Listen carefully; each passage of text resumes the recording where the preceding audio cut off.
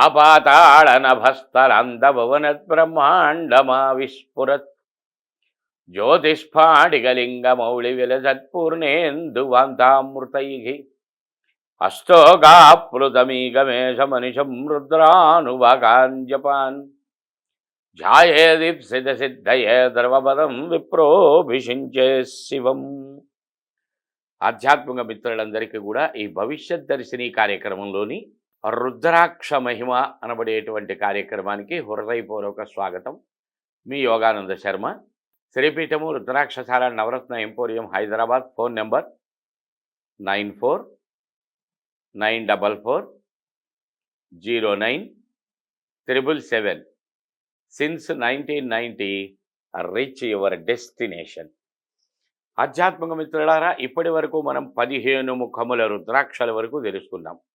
ఉండటానికి 21 వరకు ఉన్నాయి, 15 ధరించలేము. ఇంకా 16 నుంచి వేసుకుంటానికి అవకాశాలు చాలా చాలా చాలా చాలా అరుదు.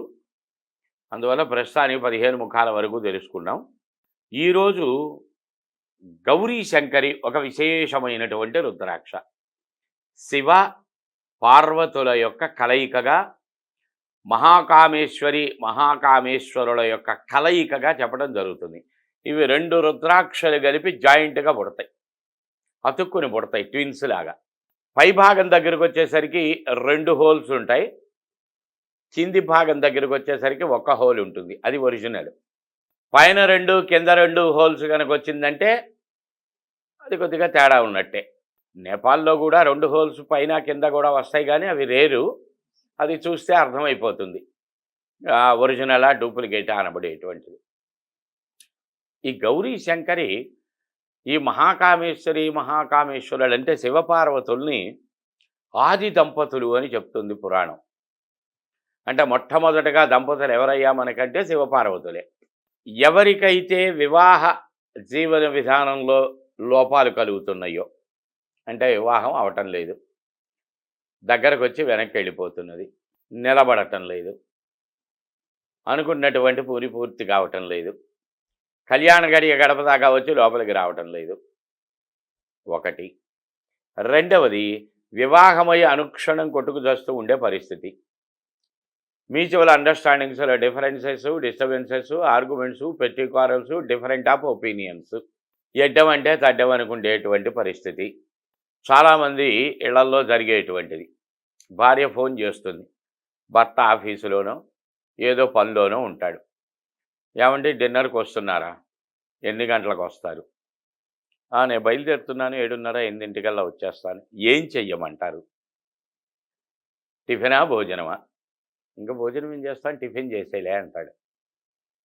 ఏం చేయమంటారు టిఫిను? చపాతీ చెయ్యి.